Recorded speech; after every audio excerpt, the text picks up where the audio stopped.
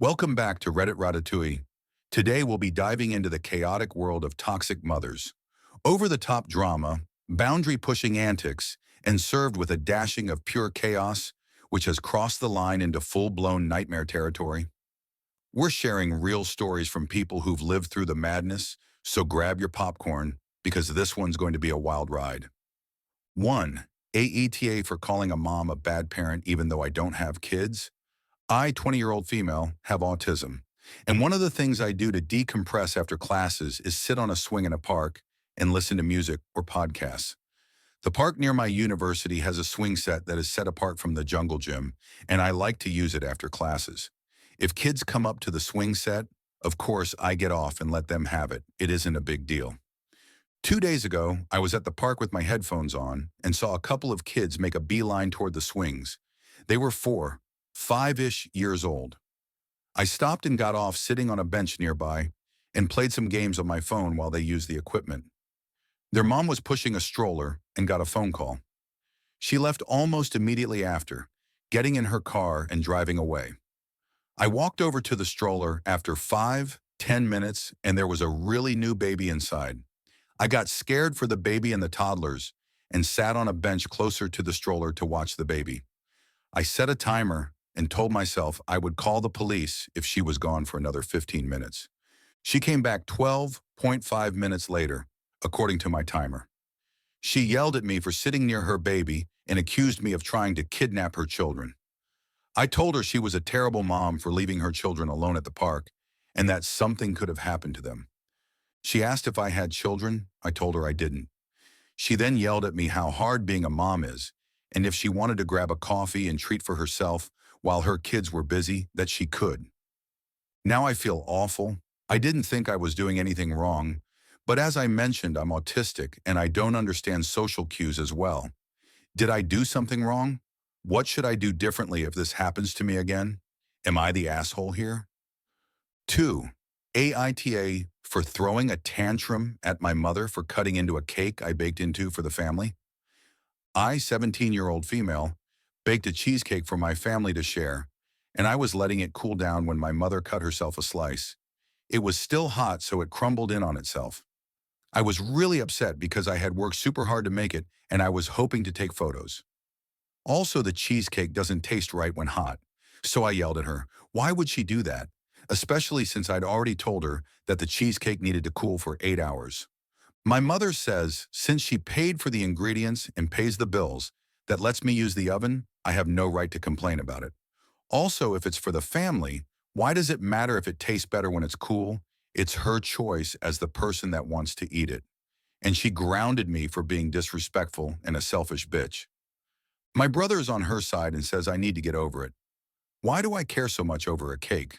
Who cares? We all ate it anyway. Isn't that what you wanted? Am I the asshole? 3rd AITA for uninviting my mother and aunts from my wedding after what they said about my fiancé. I, 25-year-old male, am extremely lucky to be marrying the woman of my dreams, Maya, 24-year-old female. I'm originally American but moved to Norway when I was 19 to get a college education without paying an arm and a leg. I met Maya when I was 20, and we've been together ever since. We recently got engaged, and our wedding is planned for this fall. I wanted to tell my family in person about it, so we planned a trip to visit my hometown to announce it. This is the 3rd time my parents, 55-year-old male and 52-year-old female, are meeting her in person and the first for more distant relatives. We had a big dinner at my Aunt Deborah's, 57-year-old female house where we announced it, and most of my family was ecstatic and congratulated us. My mom, Aunt Deborah, and one other aunt did not look that happy. I didn't really pay it much mind at first, but as the evening progressed, Maya told me she felt super uncomfortable with the glares she was getting from the 3 of them. She's quite shy and not very confident in her English, so we talked in Norwegian between the 2 of us for the most part. Of course, when talking with my family, we spoke English, but I started to feel the chill from my mother's glares whenever the 2 of us were talking. I told Maya I'd be right back, and I talked with my dad about what the deal was. He just kind of shrugged and told me, "You know how your mom gets with women you're seeing? Don't worry about it. She's just upset to see that her son is putting roots down an ocean away." He was wrong about not needing to worry. After dessert, my mom stood up and gave a toast. Cheers to my son and his fiancée. She may not be the best woman for him, but I'm sure he'll realize that once he sees what a slut and gold digger she is, or maybe she'll grow a conscience and save him from herself. Cheers! Maya left the room crying, and there was a long silence, aside from my mom and aunts snickering before I broke in and said, "You realize that the choice for who's the most important woman in my life hasn't had you in the running for nearly a decade. I actually love her and would choose a kick to the nuts over you. The three of you aren't welcome at the wedding, and Maya and I will be staying at a hotel for the rest of our time here." And then I left as quickly as possible with Maya.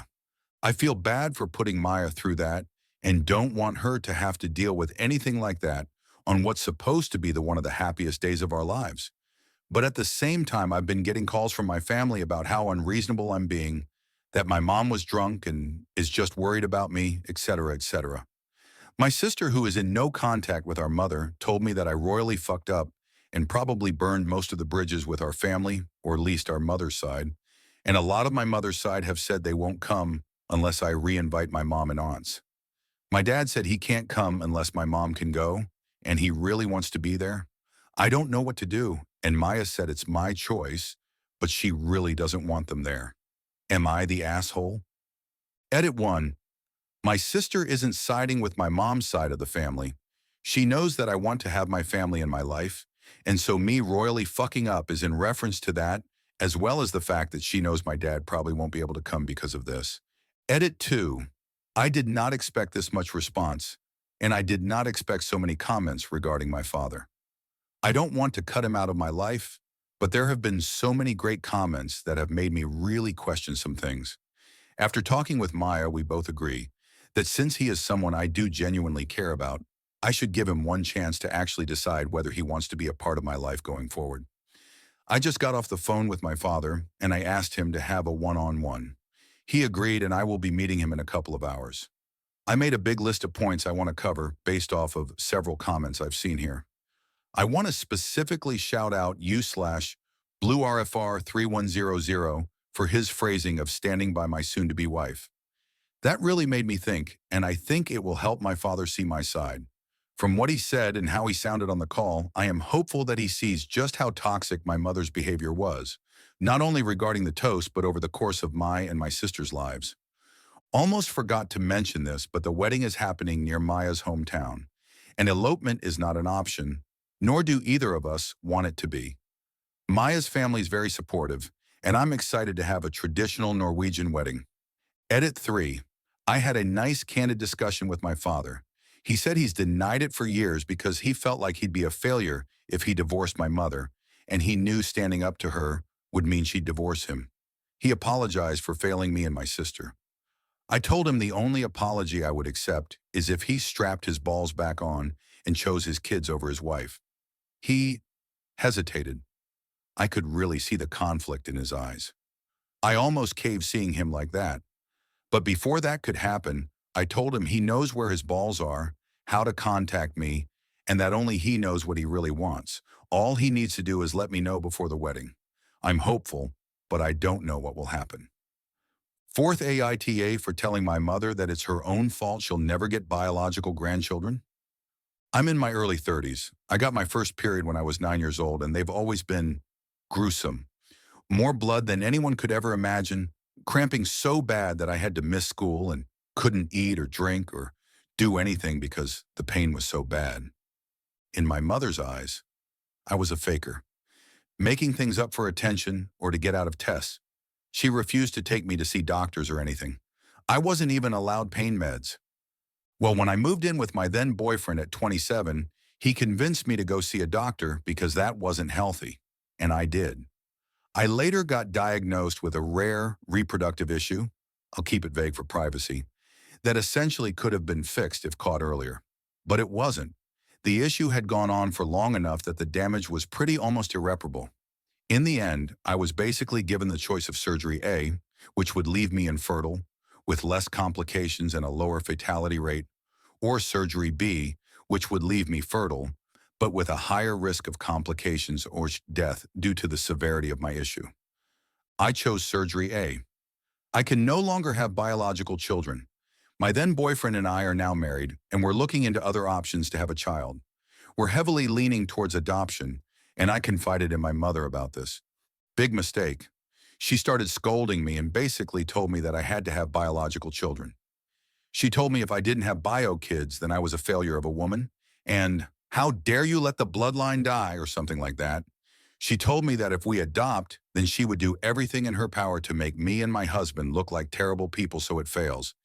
And the icing on the cake, she told me that I should just reverse the surgery. I can't do that. It's physically impossible. It's not like getting my tubes tied. I literally no longer have a uterus or ovaries or any of it. There is no way to reverse this surgery. I went off on her. I explained that, and I explained that if she were a competent parent who actually did her job, then I wouldn't be infertile. I explained that if she had taken me to see doctors sooner, I wouldn't have to consider adoption.